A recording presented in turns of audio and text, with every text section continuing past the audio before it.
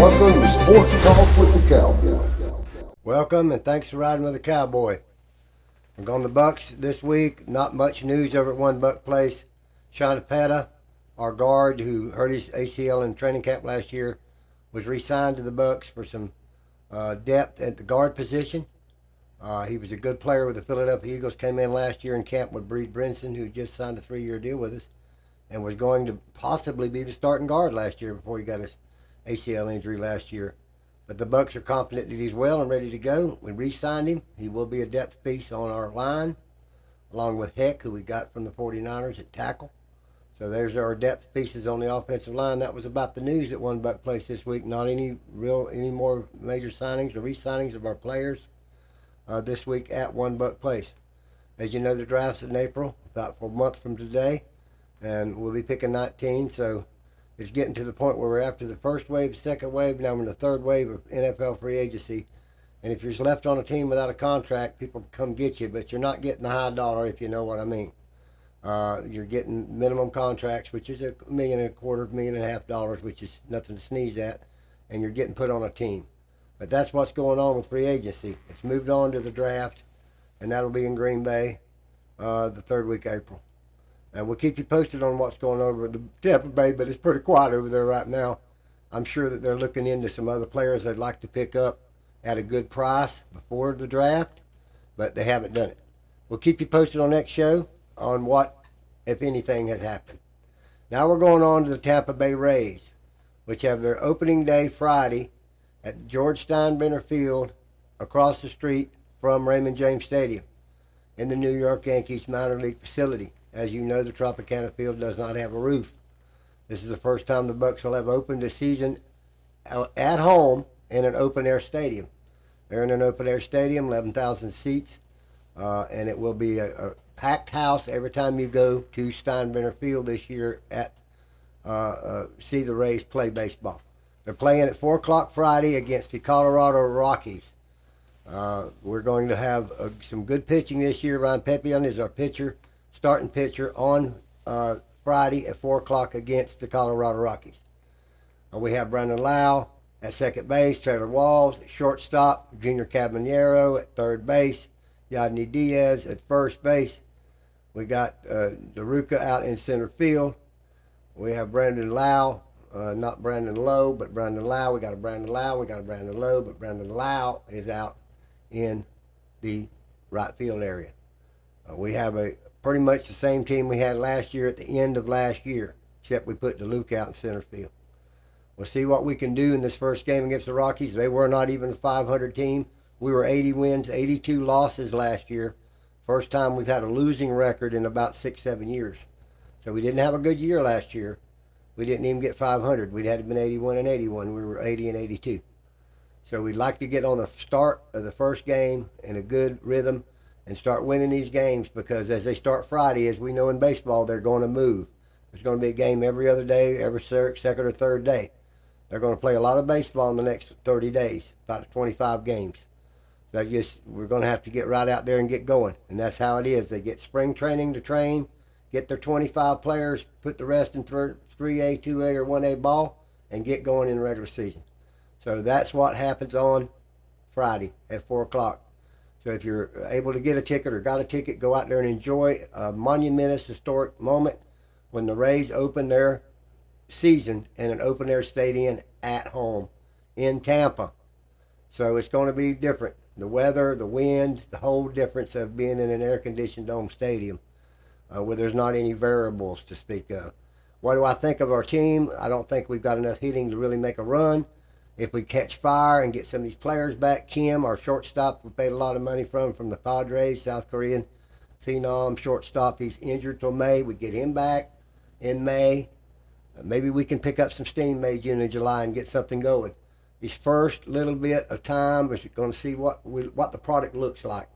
In baseball, it's a long run situation, 6 months long, 162 games. It's not 16, 17 games like football. It's 162 regular season games. So they got time to get the team out now and see what they got, what they might have to change before June, end of May, July, when they start making the run for the playoffs in October. They play a long time, but they got a chance to change their team around if they don't think it's what they want it to be. We're going to get to look at it at 4 o'clock Friday. Good luck to the Rays. They need some luck. They've had some terrible situations that's going on. We all know about the stadium deals backing out, the owner backing out. But we're gonna continue to root for them and hope that they can go and make a good run, have a good season, have a lot of fans out in the crowd, and make it a enjoyable venue. I think it will be enjoyable to the fans over Tampa and us when we get over there, because we're going to be in a minor league ballpark. We're going to be up on the players a lot more, closer to the players, more intimacy. So it'll be a lot different, and I think a lot of people will welcome it. So we're hoping that the Rays have a good start to the season Friday. It's opening day throughout baseball. There will be some games Thursday night out west, but anything east of the Mississippi River will be on Friday, and we're east of the Mississippi, so that's when we'll be looking forward to seeing the Rays play. And we'll keep you posted on what happens in the first game and the next few games this series against the Colorado Rockies starting Friday. And now we're going on to the Tampa Bay Lightning hockey team, which won the last 2 games, which was great because I think they're third in the Atlantic Division after those games, and they're still very much in the playoff hunt, very much getting near the time here in another 3 weeks when the season will be over, and then we will get into the playoffs with hockey, which is a long, arduous month and a half situation until we get the Lord Stanley's Cup. But we're going to make it. If we can just stay where we are, we'll make the playoffs. Will we be the number 1 seed? No.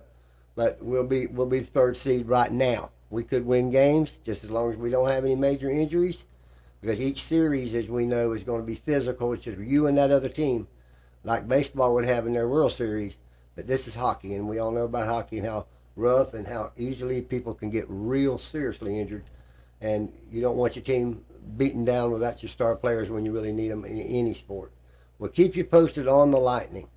And as far as the Homestead race this week, it was a great race. Ben Byron won the race. It was a tough race. It was a good little race down in Homestead.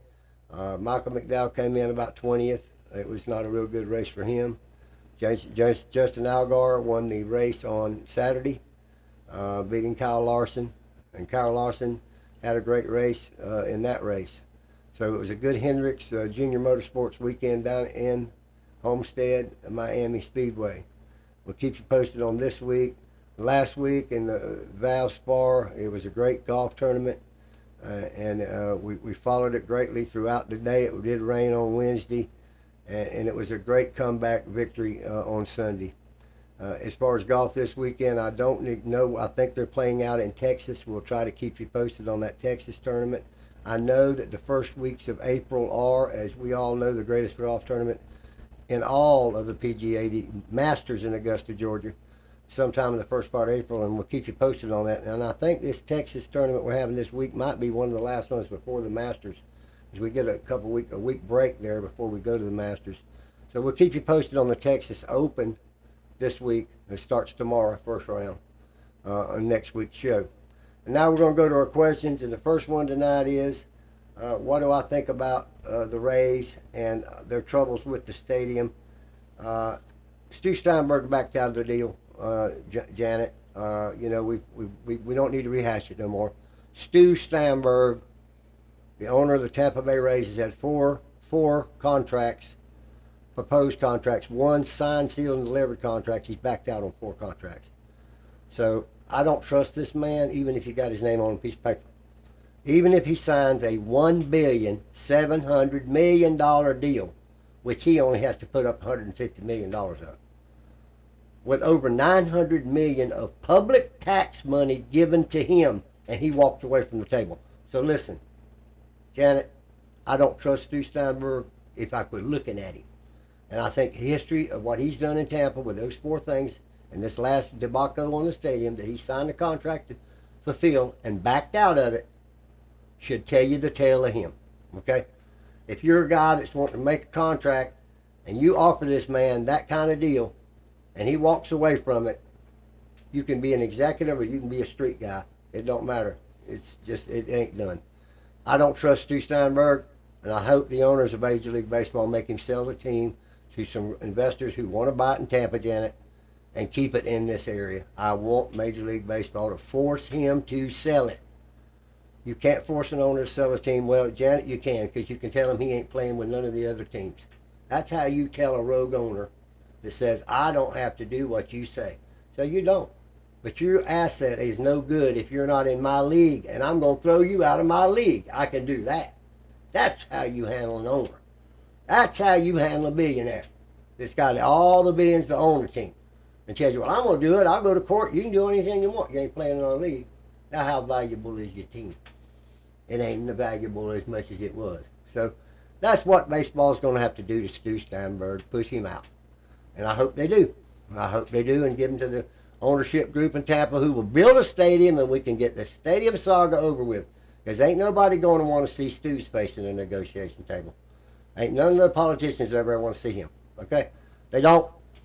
So we're going to bypass Stu for the rest of the season, Janet, but God bless you for your question. It is very important because it's a cloud that's hanging over the team, and it's hung over them for 2 decades.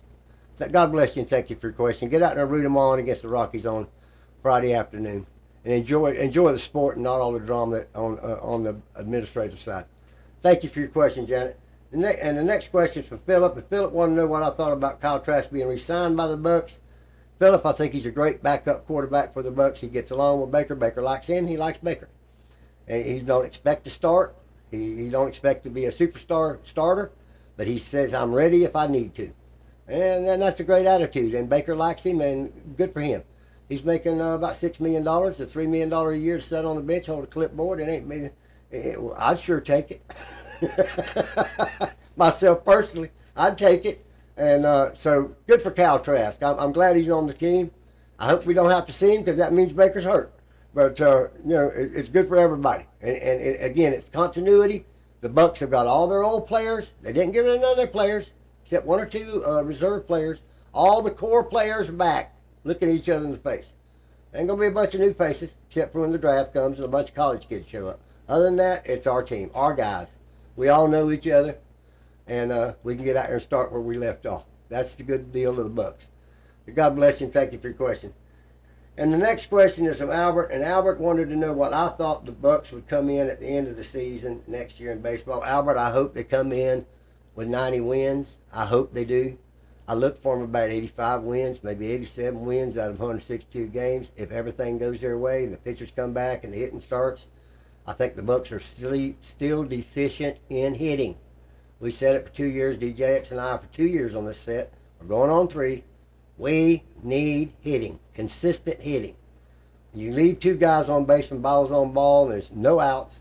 First guy strikes out, second guy grounds out, third guy pops out. You got 2 runners out on the bags, and you get beat at the end of the game by 2 points, and this happens 2 or 3 times during the game. You're not going to win many games if you ain't got nobody in the lineup that can actually hit the ball. And we've told and said on this show, we need to go out in free agency and get hitters. We've got to go get hitters. Well, guess what they did this year? Same thing they did the last 2 years. They didn't go get no hitters. They got people that maybe can hit. Well, when they say maybe, well, we've seen maybe. I think 85 wins, if they're lucky. It might be less than that. They don't have the bats to contend. They've got great, excellent A-plus pitching. They do have great pitching and depth in pitching. So if 1 or 2 of their starters go out, they still got good pitchers that they can bring in. And as we know in baseball, pitching is as important as batting. So if they can manufacture even a few runs with as good a pitching as they got, they'll win games. But if they get into they try to get into a batting match on a regular basis with any other team in baseball, they're going to surely be outgunned. And we know that going in. We know that before opening pitch in a couple of days. But I hope they go to the playoffs. But 85, 87 wins is what I look for. God bless you and thank you for your question. And before I go tonight, I want to thank those supporters of the show that's been with us all these years. And continue to send your questions and your comments. Share our show with your friends. And until next show, God bless you. Cowboy out.